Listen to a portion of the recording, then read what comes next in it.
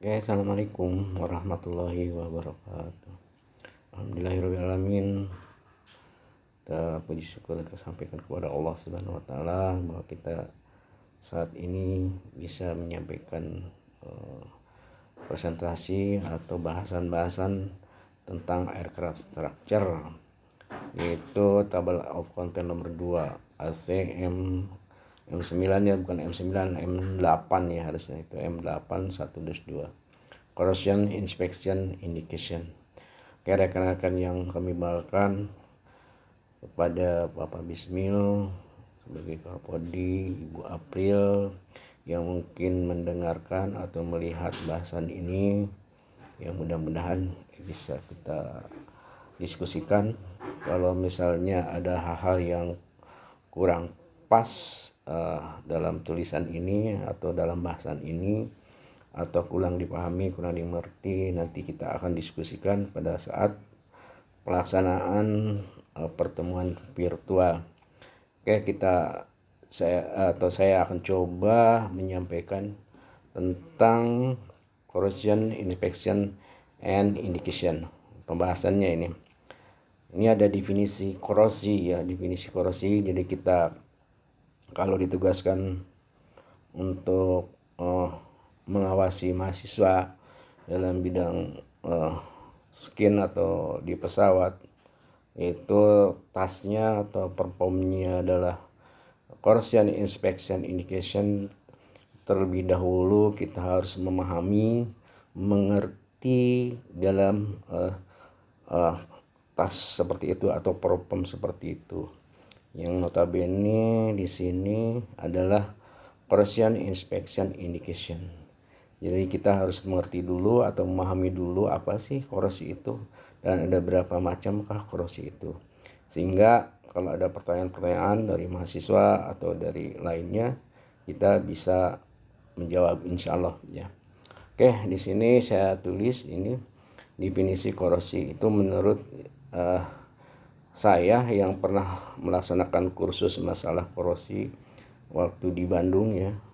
Ini yang didapat diadopsi lagi ke sini.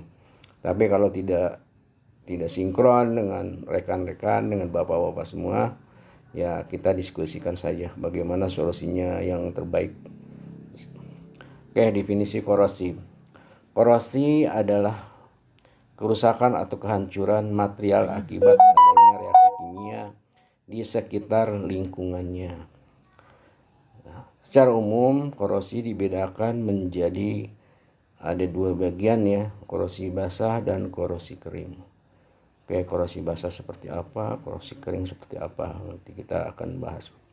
Korosi disebabkan adanya faktor kimia, fisika, metalurgi, elektrokimia, dan termodinamika. Maaf sebelumnya saya nggak pakai bahasa Inggris, pakai bahasa Indonesia aja. Kalau bahasa Inggris kayaknya belepetan ya. Oke, kita lanjut nomor 3 ini, PowerPoint nomor 3. Korosi dapat digolongkan menjadi 8 macam korosi ya, yaitu korosi 1, uniform general corrosion atau korosi yang menyeluruh. Kedua, galvanic corrosion, korosi galvanik. Ketiga, selective leasing corrosion. 4, creative corrosion, korosi celah. Crevice ya, bukan kreatif. Crevice corrosion atau korosi celah. 5, pitting corrosion atau korosi sumuran. Yang keenam, intergranular corrosion. Yang ketujuh adalah stress corrosion atau corking SCC. Yang kedelapan, erosion corrosion. Itu adalah macam-macam korosi yang saya tahu ya, yang pernah saya adopsi waktu melaksanakan kursus tentang metallurgi ya. Oke, ini adalah di bawahnya adalah penjelasan ya. Ini nomor PowerPoint nomor 4, penjelasan. Ini adalah penjelasannya, kita lebarin aja sini. Nah, ini penjelasan nomor 1 ya. Uniform general corrosion, korosi menyeluruh. Pada korosi jenis korosi ini atau korosi menyeluruh Seluruh permukaan logam yang terekspos dengan lingkungan terkorosi secara merata. Jenis korosi ini mengakibatkan kerusakan konstruksi secara total. Ini uniform general corrosion ya. Mekanisme terjadinya korosi itu bagaimana ya? Kita lihat di sini terjadinya korosi. Mekanismenya dari reaktan katodik atas seluruh permukaan logam yang terekspos pada lingkungan asam pH kurang dari 7 ya. Terjadi reduksi ion hidrogen dan pada lingkungan basa pH-nya adalah lebih besar dari 7 atau netral pH sama dengan 7. Terjadi reduksi oksigen, udara berlangsung secara seragam dan tidak ada lokasi preferensial atau lokasi untuk reaksi katodik atau anodik. Katoda dan anoda terletak secara acak dan bergantian dengan waktu, dan hasil akhirnya adalah hilangnya kurang lebih yang seragam dimensi. Nah, ini mekanisme terjadinya korosi tadi ya. Cara pengendaliannya, jadi korosi ini ada pengendaliannya.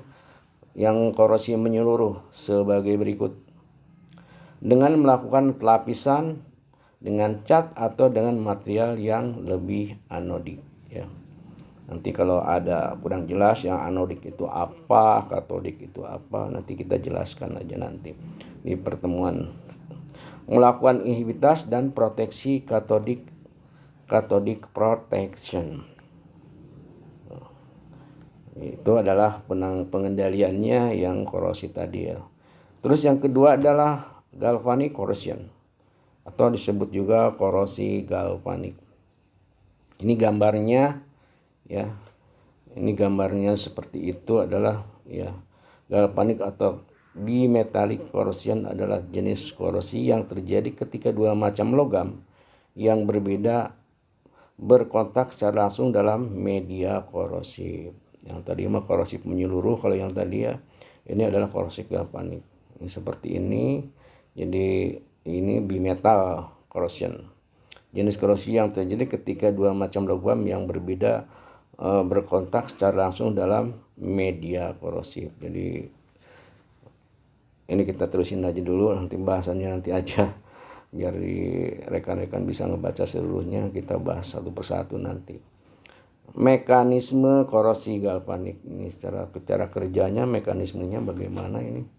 Korosi ini terjadi karena proses elektrokimiawi dua macam metal yang berbeda potensi dihubungkan langsung di dalam elektrod yang sama, di mana elektron mengalir dari metal yang kurang mulia atau anodik. Nah, ini anodik adalah yang disebut kurang mulia tadi adalah anodik, menuju metal yang lebih mulia, ya, mas ya, yaitu katodik. Akibatnya metal yang kurang mulia berubah menjadi ion-ion positif karena kehilangan elektron. Ion-ion positif metal bereaksi dengan ion negatif yang berada di dalam elektrolit menjadi garam metal. Karena peristiwa tersebut, permukaan anoda kehilangan metal sehingga terbentuklah sumuran atau sumur-sumur karat atau surface atau serangan karat permukaan. Itu adalah mekanisme korosi galvanik. Nah, ini gambarnya ya, gambar satu yang kedua, Garma mekanik korosi. Ini ada kalau kita besarkan. Nah, jadi dua metal ya, ini satunya lagi ini aluminium, terjadi korosi ya. Masuk ini akan mengakibatkan korosi yang lainnya ya tadi yang. Oke, kita lanjut. Metode-metode yang dilakukan dalam pengendalian korosi ini adalah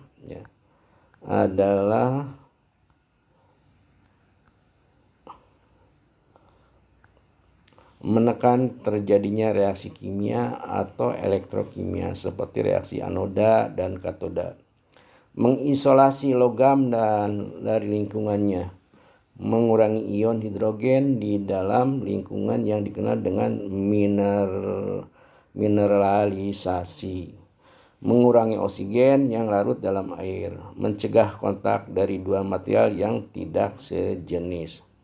Memilih logam yang keberapanya ini memilih logam yang memiliki unsur-unsur yang berdekatan, mencegah celah atau menutup celah, mengadakan proteksi katodik dengan menempelkan anoda unpan. Oke, itu yang kedua. Sekarang yang ketiga. Jadi tadi ada 8, masih banyak ya. Ada 8 macam korosi yang harus kita identifikasi. Yang ketiga adalah selective leaching corrosion. Leaching corrosion ini gambarnya seperti ini, kita akan bahas ya. Gambarnya kenapa bisa korosi terjadi seperti ini. Ini ada di sini, ada yang disebut selective leaching adalah korosi selektif dari suatu atau lebih komponen dari paduan larutan padat. Hal ini juga disebut pemisahan. Perawatan selektif atau serangan selektif, contoh dialoging umum adalah dekarbolisasi, decarbotification, densification, dezinfication, dan korosi grafitik. Mekanisme selektif leaching atau logam yang berbeda dan paduan memiliki potensial yang berbeda atau potensial korosi pada elektrolit yang sama. Paduan modem mengandung sejumlah unsur paduan berbeda yang menunjukkan potensi korosi yang berbeda-beda. Potensial antara elemen paduan menjadi kekuatan pendorong untuk serangan preferensial yang lebih aktif pada elemen dalam paduan tersebut ya. Dalam kasus dezinfication dari Kuningan, seng istimewa terlarut dari paduan tembaga. Seng meninggalkan lapisan permukaan tembaga yang kropos dan rapuh. Ini gambarnya, ini jadikan kropos dan rapuh ya. Dibaca sendiri aja nanti. Kalau nggak paham ya nanti dipresentasikan. Cara pengendalian atau mencegah selective leaching adalah ya, menghindari komposisi yang berbeda dari material penyusun. Jadi cara pengendaliannya hanya menghindari komposisi yang berbeda dari material penyusun. Jadi ya jangan sampai ada penyusunan komposisinya berbeda sehingga menimbulkan korosi seperti ini ya. Oke, kita lanjutkan ke nomor 4. Nomor 4, crevice corrosion, korosi celah. Ini gambarnya di bawah ada gambarnya korosi celah ya, gambar korosi celah pada sambungan pipa ini. Ini pada sambungan pipa korosi celahnya. Korosi celah itu apa? Ini di sini ada keterangannya. Yang maksud korosi celah itu apa? Korosi celah mengacu pada serangan lokal pada permukaan logam atau berbatasan langsung dengan atau kesenjangan atau celah antara dua permukaan bergabung. Kesenjangan atau celah dapat berbentuk antara dua logam atau logam dan bahan-bahan non-logam. Di luar kesenjangan atau tanpa celah, kedua logam yang tahan terhadap korosi, kerusakan yang disebabkan oleh korosi celah biasanya dibatasi pada satu logam di wilayah lokal dalam atau dekat dengan permukaan yang bergabung. Ini yang disebut tadi ya pengertiannya. Nah, ini mekanisme korosinya seperti apa ini mekanismenya? Mekanisme crevice corrosion ya adalah dimulainya oleh perbedaan konsentrasi beberapa kandungan kimia. Biasanya oksigen yang membentuk konsentrasi sel elektrokimia. Perbedaan sel aerasi dalam kasus oksigen di luar dari celah katoda. Kandungan oksigen dan pH lebih tinggi tetapi klorida lebih rendah. Itu mekanismenya terjadi korosian seperti itu. Ini kurang jelas, tinggal baca aja kalau kurang jelas perbedaannya. Terus yang selanjutnya adalah cara pengendalian corrosion celah adalah sebagai berikut. Cara pengendaliannya nih ya. Hindari pemakaian sambungan paku keling maksudnya atau baut. Gunakan sambungan las. Gunakan gasket non absorbing. Usahakan menghindari daerah dengan aliran udara. Yang kelima, kita lanjutkan yang kelima ya. Yang kelima yaitu fitting corrosion, korosi sumuran. Ini gambarnya dari sini nih gambarnya kita di wastafel, dicontohkan di wastafel ya. Ini wastafel sering kena air dan lubang-lubang itu seperti itu. Ini korosi sumuran pada wastafel atau disebut fitting corrosion. Pengertiannya adalah korosi sumuran adalah korosi lokal dari permukaan logam yang dibatasi pada satu titik atau area kecil dan membentukkan bentuk rongga. Korosi sumuran adalah salah satu bentuk yang paling merusak dari korosi. Korosi sumuran tuh ya salah satu yang paling merusak dari korosi. Mekanisme atau terjadinya korosi. Mekanisme fitting corrosion ya untuk material bebas cacat. Jadi jangan sampai materialnya yang cacat ya, harus halus. Korosi sumuran disebabkan oleh lingkungan kimia yang mungkin berisi spesies unsur kimia agresif seperti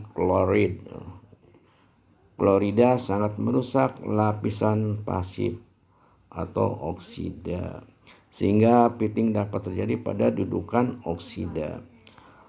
Lingkungan juga dapat mengatur perbedaan sel aerasi atau tetesan air pada permukaan baja. Misalnya dan pitting dapat dimulai di lokasi anodik atau pusat tetesan air. Maka itu adalah pengertiannya ya, mekanisme terjadinya korosi sama pengertiannya udah lengkap. Dan ini adalah lanjut ke cara pengendalian korosi sumuran. Cara pengendaliannya adalah ya sebagai berikut. Hindari permukaan logam dari goresan. Ya, jadi hindari permukaan logam yang dari goresan. Kedua, perhalus permukaan logam. Yang ketiga, menghindari komposisi material dari berbagai jenis logam. Jadi jangan macam-macam, kalau satu bahan ya satu bahan aja mungkin begitu ya. Oke, kita lanjut ke 6 macam korosi yang ke-6. Yang ke-6 adalah intergranular corrosion. Intergranular. Ini gambarnya seperti ini ya. Gambar korosi batas butir pada pipa. Ini contohnya. Bisa rekan-rekan lihat, ini contohnya seperti itu ya. Itu namanya adalah intergranular corrosion. Pengertiannya intergranular corrosion kadang-kadang juga disebut interstallin korosi atau korosi interdendritik. dengan adanya tegangan tarik. Retak dapat terjadi sepanjang batas butir dan jenis korosi ini sering disebut intergranular retak korosi tegangan atau IGSCC atau hanya intergranular stress corrosion cracking. Mekanismenya intergranular corrosion ya. Mekanismenya intergranular corrosion, jenis serangan ini diawali daripada potensial dalam komposisi seperti sampel inti ya, coring biasa ditemui dalam paduan casting, pengendapan pada batas butir terutama kromium karbida dalam baja tahan karat merupakan mekanisme yang diakui dan diterima dalam korosi intergranular. Itu mekanisme untuk penyebaran korosi. Ini adalah gambar mekanisme korosi bahan bakar. Ini gambar yang dalam pipa ya. Oke, selanjutnya cara pengendalian korosi batas butir adalah ya, turunkan kadar karbon di bawah 0,03%. Jadi kita harus menurunkan kadar karbonnya adalah 0,03%. Tambahkan paduan yang dapat mengikat karbon. Ketiga, pendinginan cepat dari temperatur tinggi. Jadi panaskan langsung didinginkan begitu mungkin ya. Keempat, pelarutan karbida melalui pemanasan. Kelima, hindari pengelasan. Oke, kita lanjut ke nomor 7. Nomor 7 adalah stress corrosion cracking atau SCC. Stress corrosion ya. Korosi juga ada stress.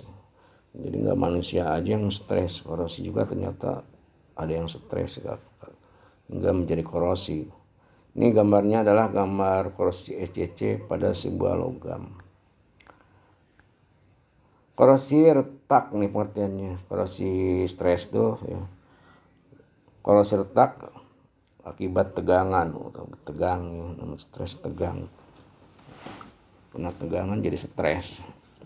Atau SCC adalah proses retak yang memerlukan aksi secara bersamaan dari bahan perusak atau karat dan berkelanjutan dengan tegangan tarik.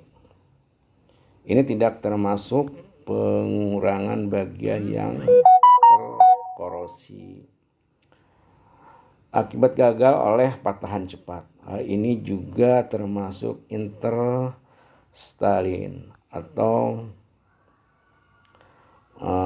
transkripstalin korosi yang dapat menghancurkan paduan tanpa tegangan ya. Tadi itu artinya interstalin dan atau stalin corrosion yang diberikan atau tegangan sisa. Retak korosi tegangan dapat terjadi dalam kombinasi dengan pengetasan hidrogen ya. Mekanisme stress corrosion ya, kenapa bisa stres gitu ya. Kalau kita ya jelas stres, kalau nggak punya duit stres. Kalau logam ya mekanisme stress corrosion ya, terjadi akibat adanya hubungan dan 3 faktor komponen, yaitu 1, bahannya rentan terhadap korosi. Jadi ya mekanismenya ya bahannya rentan terhadap korosi, mungkin dari seng atau dari besi. 2, adanya larutan elektrolit lingkungan, dan ketiga adanya tegangan sebagai contoh tembaga dan paduan rentan terhadap senyawa amonia.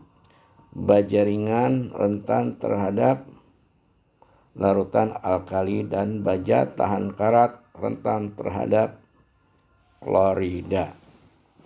Ini gambarnya yang di bawah, liatin aja gambarnya ya. Korosi SCC seperti itu terjadinya.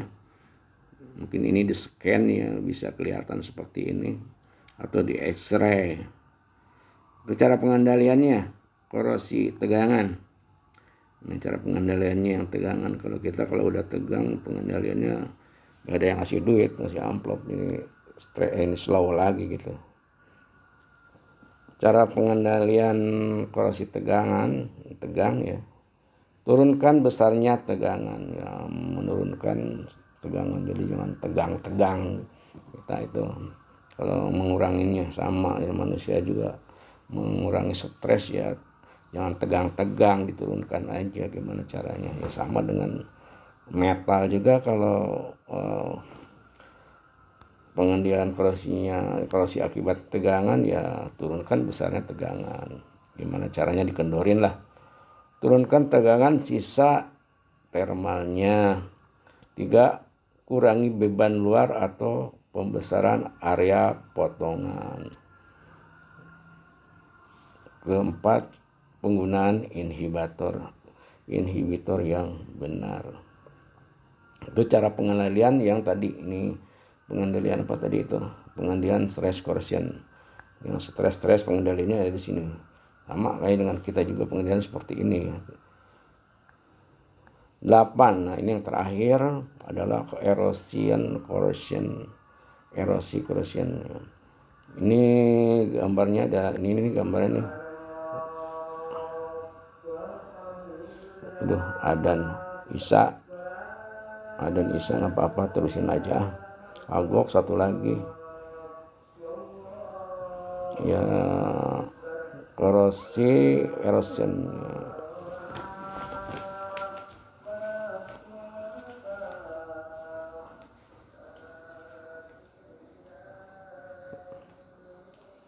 Diam dulu dikit sebentar, ngejauhin, mari ke dapur. Ini yang 8 adalah erosion corrosion ya. Erosion corrosion mengacu pada tindakan gabungan yang melibatkan erosi dan korosi di hadapan cairan korosif yang bergerak atau komponen logam yang bergerak melalui cairan korosif yang menyebabkan percepatan terdegradasinya suatu logam. Ini ada di kompresor turbin, bleed turbin, atau di blower ya, itu sepertinya. Terus mekanisme korosinya nih, cara kerjanya korosi itu bagaimana? Ini erosion corrosion akibat efek mekanik aliran atau kecepatan fluida dikombinasikan dengan aksi cairan korosif, menyebabkan percepatan hilangnya dari logam tahap awal yang melibatkan penghapusan mekanik filmnya atau pelindung logam, dan kemudian korosi logam telanjangi oleh cairan, jadi terkikis oleh cairan, mengalir.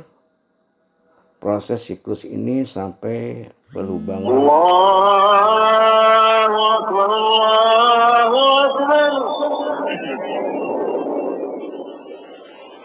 Allahu Akbar, Allahu Akbar.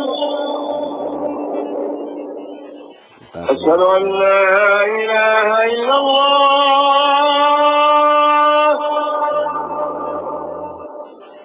Asyhadu an la ilaha illallah. Asyhadu anna Muhammadar Rasulullah.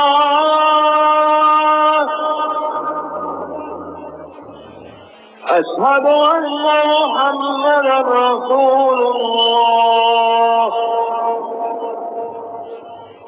Hayya 'alas shalah.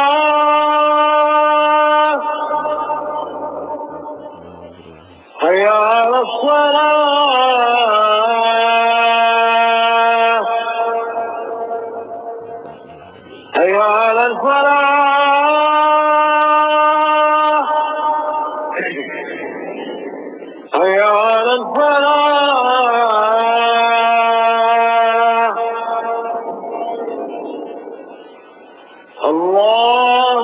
الله أكبر لا إله إلا الله. Oke, rekan-rekan, sedikit lagi ya. Cara pengendaliannya corrosion erosi adalah ini dikit lagi, menghindari partikel abrasif pada fluida. Yang kedua, mengurangi kecepatan aliran. Saya kira 8 macam korosi telah saya sampaikan ya. Mungkin cara penyampaiannya kurang bagus ya, mohon dikoreksi, atau mungkin ada hal yang kurang bisa dipahami, kurang dimengerti, tolong nanti dibahas di forum. Kalau ada kurang ditambahkan atau ditambal, kalau yang kurang bagus atau yang salah dibetulkan ya. Kalau lebih, misalnya kelebihan, ya dikurangi. Oke, demikian rekan-rekan, mohon maaf sebesar-besarnya penyampaian ini untuk memudahkan kita waktu presentasi. Jadi dibaca aja, nanti langsung permasalahannya aja, kurang-kurangnya dibahas. Jadi beberapa, kalau misalnya ini udah oke, ya udah selesai, tinggal yang materi lain yang akan disampaikan. Demikian ya, wabillahi taufiq wal hidayah. Wassalamualaikum warahmatullahi wabarakatuh.